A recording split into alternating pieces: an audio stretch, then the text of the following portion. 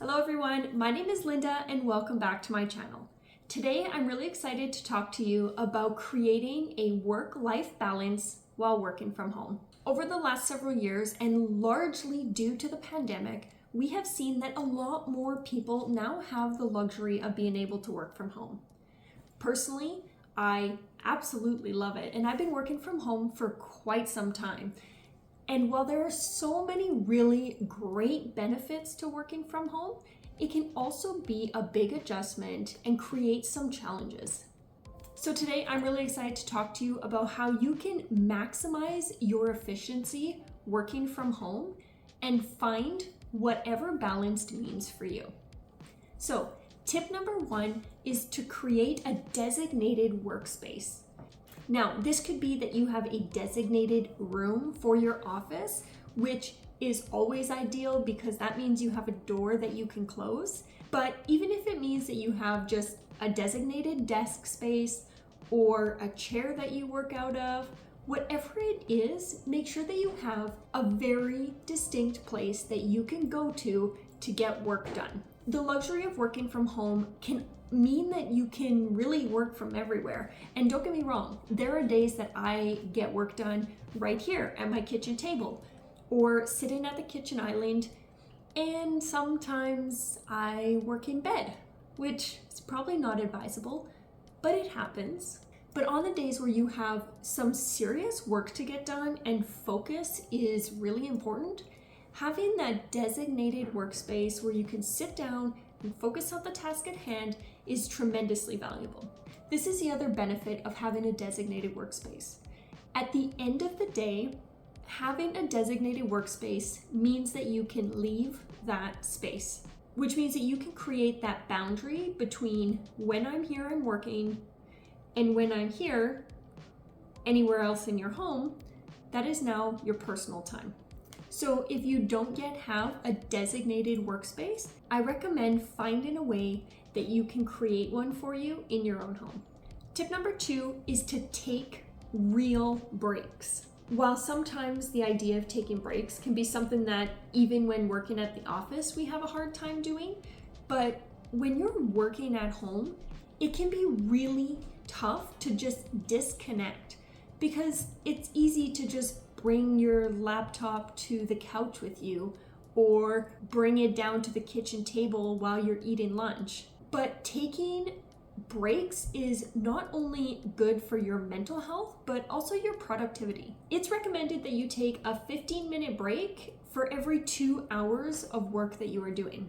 Some strategies that I implement in taking a break is that I take a lunch break away from my computer and away from my phone, which means for however much time I dedicate, I can just decompress. I can take my eyes off the screens and just take that moment to breathe. It's also advisable, if you can, to go for a walk, get some fresh air, see some sunlight, move your muscles from sitting in a chair so long. And on that same note, maybe take a few minutes to do some stretching, whether it just be some simple stretching or maybe fitting in your workout during one of your breaks. Tip number three is to set very specific boundaries on your work schedule. These are not only personal boundaries, but also the boundaries that you set with the people who may be home at the same time as you. If there are other people that are home at the same time as you, it's really making sure that they understand that while you're working, that is dedicated time you've put aside to get productive work things done. And this may mean that they also build the habit of not interrupting or asking anything of you while you're working. On the personal boundary side of things, this also means that you honor the time that you've set aside to get work done. This is not a time for you to start scrolling through social media or start thinking about the laundry that needs to be done. On that same note, however, it's important to remember that you also need to set boundaries on your personal time, which means that if your phone rings outside of work hours, making the decision that it can wait till tomorrow. Your personal time outside of work is just as valuable as the quality time you dedicate to being productive with work. Especially for myself as a business owner, it's so easy for me to just get carried away and work all day. So it's reminding ourselves that we are just as important as our work, and that we should dedicate that time to the other important things in our life, such as our family and our personal self-care time. Tip number 4 is to schedule your day in a way that works for you. Now, there are some serious benefits to working from home.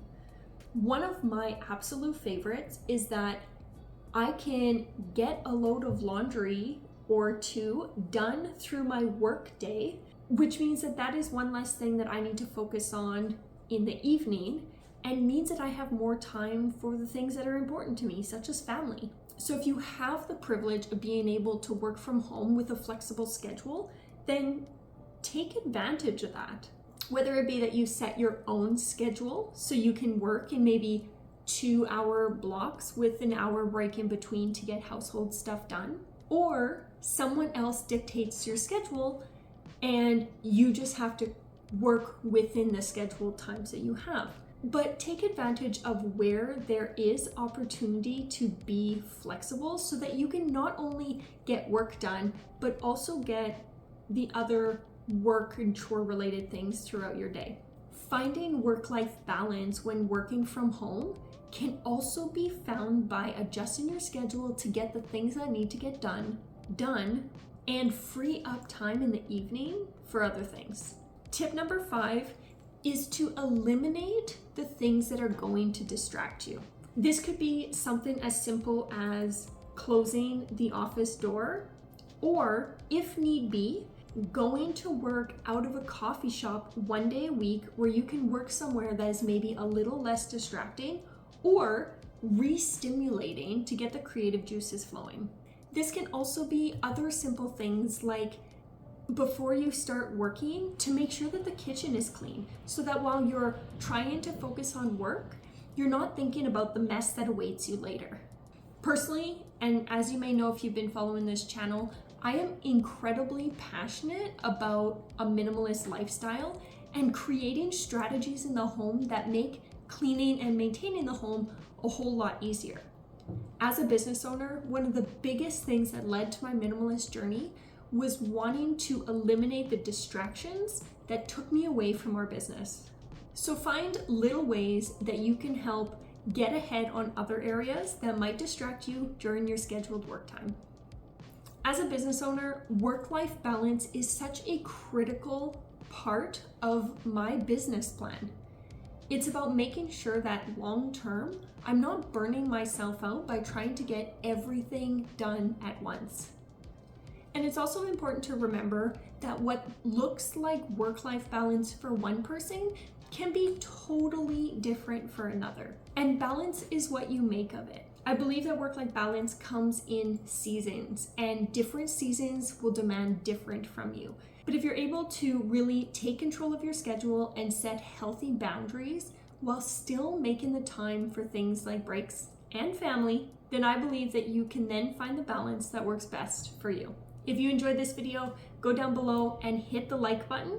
As I start to implement a lot more business and lifestyle and entrepreneurship content into my channel, if you like this video, I trust that you'll like future videos as well. I hope to see you in the next one. Bye.